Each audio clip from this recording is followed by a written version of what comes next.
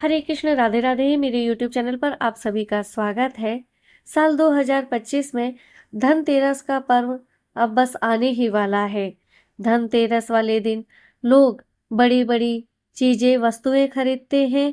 जिनके पास बहुत धन है वो सोना, चांदी, गाड़ी, बंगला, जमीन ये सब खरीदते हैं। लेकिन क्या ये जरूरी है इतना महंगा सामान खरीदना? ऐसा तो किसी भी शास्त्र में नहीं लिखा। लेकिन ऐसी क्या चीजें हैं जो हम धनतेरस के दिन अपने घर खरीद के ला सकते हैं, जिसे आम जनता आसानी से खरीद कर अपने घर लेकर आए और उस चीज से उसके घर में हमेशा धन संपन्नता बनी रहे और धन भी स्थिर रहे। साथ में माँ लक्ष्मी के साथ भगवान विष्णु का भी आशीर्वाद प्राप्त हो। तो आज जानेंगे हम इस वीडियो के माध्यम से कि धनतेरस के दिन हम ऐसी कौन सी चीजें हैं जिसे खरीद कर लाएं और अपने घर में सुख समृद्धि का वास करवाएं। तो आइए जानते हैं। वीडियो शुरू करने से पहले आप सभी से एक ही विनती है कि वीडियो पसंद आए तो वीडियो को लाइक करें और इसे ज्यादा से ज्यादा सभी लोगों में शेयर जरूर करें। चैनल को सब्सक्राइब करना ना भूलें। कमेंट बॉक्स में जय लक्ष्मी नारायण जरूर लिखें। नंबर 1, जैसे कि दीपावली, धनतेरस का ये बहुत ही बड़ा त्योहार कार्तिक मास में आता है। तो अभी तक अगर आप अपने घर पर तुलसी का पौधा नहीं लगाया है और अगर आपके घर पर तुलसी का पौधा है तो भी आप धन त्रयोदशी के दिन यानी धनतेरस के दिन एक छोटा सा तुलसी का पौधा जरूर खरीद कर लाएं। जिस तरह से नारायण लक्ष्मी के बिना अधूरे हैं, उसी तरह से नारायण तुलसी के बिना भी अधूरे हैं। तो तुलसी में ही महालक्ष्मी का वास होता है। तो इस दिन आप तुलसी का एक पौधा अपने घर जरूर खरीद कर लाएं। नंबर 2, इस दिन आप जो सूखे धनिये आते हैं मसाले रूप में, उस सूखे धनियों को भले वो 5 रुपए के खरीद कर लाए या 10 रुपए के खरीद कर लाए, लेकिन इस दिन धन त्रयोदशी के दिन 5 या 10 रुपए के सूखे धनिये जरूर खरीद कर लाए और उस धनिये को धन त्रयोदशी से लेकर दीपावली तक माँ लक्ष्मी के पूजन में जरूर रखें। फिर उसका क्या करना है?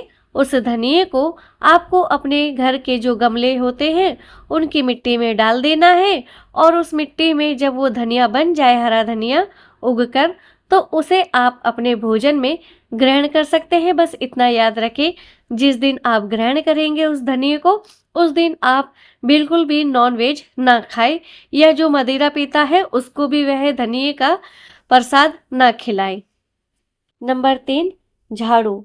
झाड़ू को इस दिन खरीदना बहुत ही शुभ माना जाता है, लेकिन नई झाड़ू लाने से पहले आपको अपने घर की पुरानी झाड़ू को पहले ही बार निकाल देना चाहिए, ताकि जो उस झाड़ू में जो भी हम अपने घर की नेगेटिव एनर्जी निकालते हैं, जैसे कि हमारे घर के बच्चे, हम सब बाहर से जाके आते हैं तो वहाँ पर चौराहा भी पड़ता है।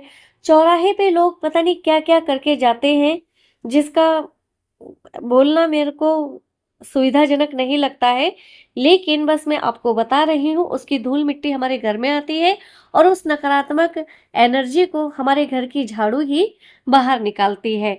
इसीलिए धनतेरस के दिन अगर हम नई झाड़ू लाते हैं तो उससे पहले हमें अपने घर की पुरानी झाड़ू को बाहर कर देना चाहिए, क्योंकि झाड़ू हमारे घर की नकारात्मक ऊर्जा को बाहर निकाल फेंकती है।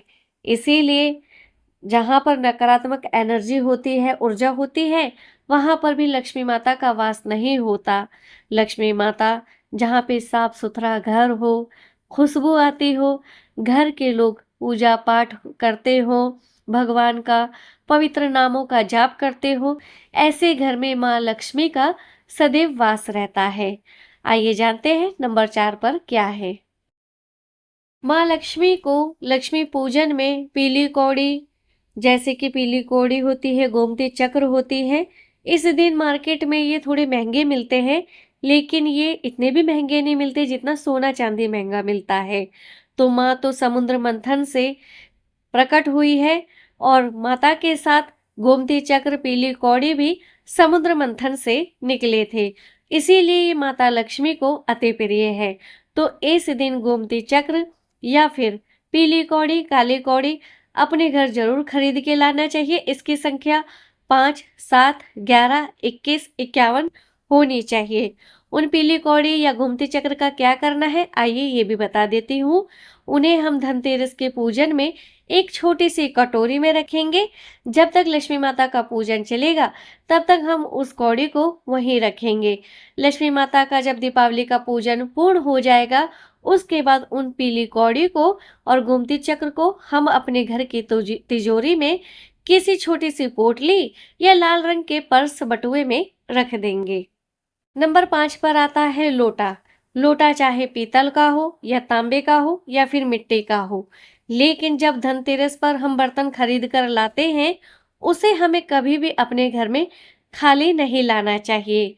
धनतेरस वाले दिन भगवान धन्वंतरी अमृत कलश लेकर समुद्र मंथन से प्रकट हुए थे, तो तब से यह परंपरा निभाई जाती है।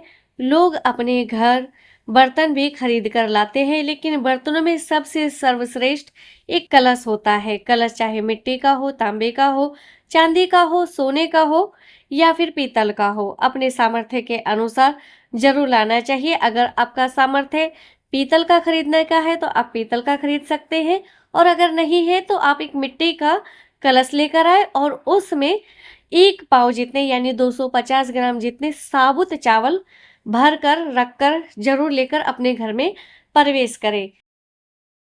इस तरह से लाना बहुत ही शुभ माना जाता है। अगर आपको मेरी वीडियो पसंद आई है तो वीडियो को लाइक करें, हो सके तो इसे ज़्यादा से ज़्यादा शेयर भी जरूर करें। चैनल को सब्सक्राइब करना ना। आप सभी को मेरे और मेरे परिवार की तरफ से एडवांस में happy Dhanteras, happy Diwali, happy Govardhan और हैप्पी भाई दूज। इसी के साथ मुझे विदा दीजिए। हरे कृष्ण, राधे राधे।